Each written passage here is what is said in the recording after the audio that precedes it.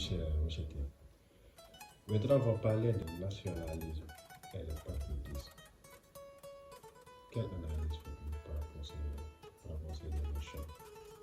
Voilà des notions qui semblent occuper l'actualité sénégalaise. Donc, lors de notre récente campagne électorale, il y avait des pics, ça et là, entre différents adversaires politiques, et c'est de bonne guerre. Je les salue d'ailleurs de passage. Donc, le Premier ministre Ousmane Sonko et le jeune Tahirou Sarr. Donc, ça a été un débat alléchant que j'ai bien suivi. L'un se réclamant du patriotisme, l'autre se faisant passer pour un nationaliste. Entre ces deux occurrences, il faudra faire un choix. Qui semble difficile des fois. Ce qui semble être difficile, comme tout choix. Vous savez que tout choix est sélectif. Tout choix lèse ce qu'on n'a pas choisi, dit-on souvent. Voilà pourquoi je le ferai avec beaucoup de nuances. Vous savez, le patriotisme peut être considéré comme l'amour envers sa patrie. Pourquoi cet amour-là envers sa patrie? Parce que si aujourd'hui, nous tous sommes là, en train de parler dans la paix, la quiétude, le calme, c'est parce qu'il y a des prédécesseurs qui ont travaillé à telle enseigne qu'aujourd'hui, la génération que nous sommes, que nous pouvons vivre paisiblement dans ce pays. Cela va nous pousser maintenant à développer une attitude, un comportement envers notre patrie. C'est de l'aimer. On ne peut pas ne pas aimer la patrie qui nous a vus. C'est ça le patriotisme. Maintenant, ce patriotisme-là doit étendre ses tentacules dans toutes les dimensions ou segments de la vie. C'est pour cela qu'on parle de patriotisme politique. On parle de patriotisme économique, c'est-à-dire lorsque j'ai des impôts à payer, je dois les payer parce que je dois savoir que c'est cet impôt-là qu'on va bitumer les routes de mon pays. C'est cet impôt-là qu'on va payer les fonctionnaires de mon pays. Donc mon patriotisme doit me pousser à chaque fois à être quitte avec le fisc ou l'impôt. D'un autre côté, il y a le nationalisme. Le nationalisme, c'est la préférence des nationaux au détriment de l'autre, l'étranger. Maintenant, cette perception, de plus en plus en Afrique, on voit ça et là, des partis nationalistes pulluler. Mais je me mettrai en porte-à-faux contre les théoriciens de cette tendance. Vous savez pourquoi? Parce que le nationalisme est né en Europe.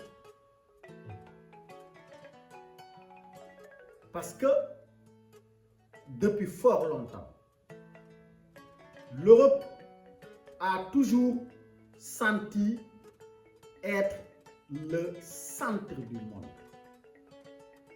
On parle d'européocentrisme. Et ils jugeaient toujours les autres par rapport à leur propre grille de lecture. Mais nous, Africains, du Sénégal.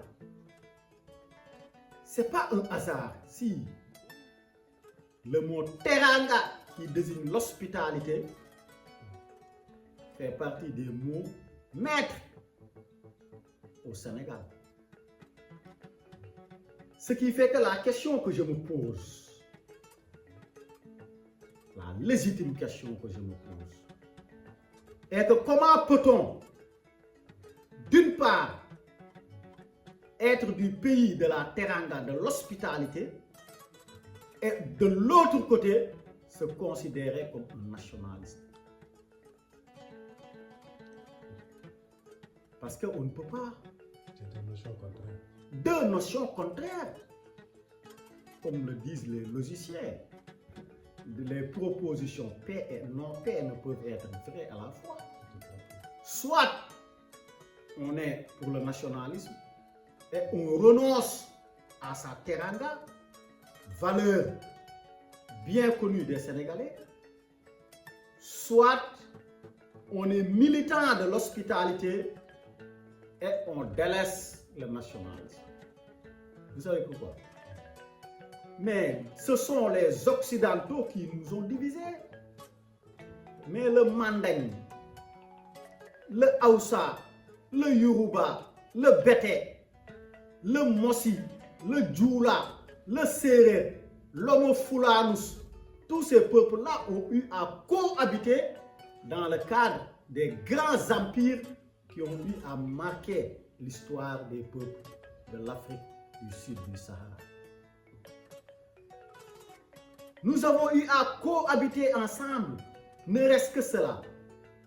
Je ne peux pas, moi, Sénégalais, regarder le Guinéen et le considérer comme un étranger chez moi. Parce que mon degré de panafricanisme ne m'y oblige pas. Je ne peux pas, d'une part, être pour une Afrique unie dans la diversité. Il faut le reconnaître, parce que l'Afrique est plurielle. Il n'y a pas une Afrique, mais il y a des Afriques. Maintenant, cette pluralité-là, cette diversité-là, ne saurait être un frein à notre projet d'uniformisation. Alors, le nationalisme, c'est pas adapté au Sénégal. Le nationalisme, C'est pas adapté ici au Sénégal alors. je le considère comme une cavalcade de clichés creux qui n'a rien à voir avec la réalité africaine. Si aujourd'hui, un Éric Zemmour ou un Marine Le Pen tient ce discours-là en Occident, c'est parce que tout simplement c'est lié à leur histoire. Nous, Africains,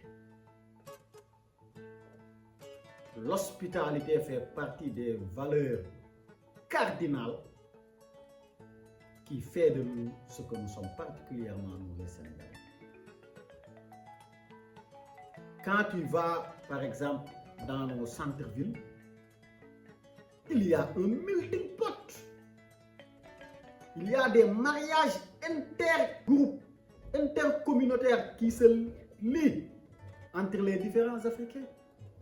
Voilà pourquoi je préfère le patriotisme au nationalisme. Parce que le patriotisme, comme l'amour de la patrie, diffère du nationalisme qui est le rejet de l'autre, du différent, de l'étranger. En tant que panafricaniste, je pense que nous sommes à l'ère des grands ensembles.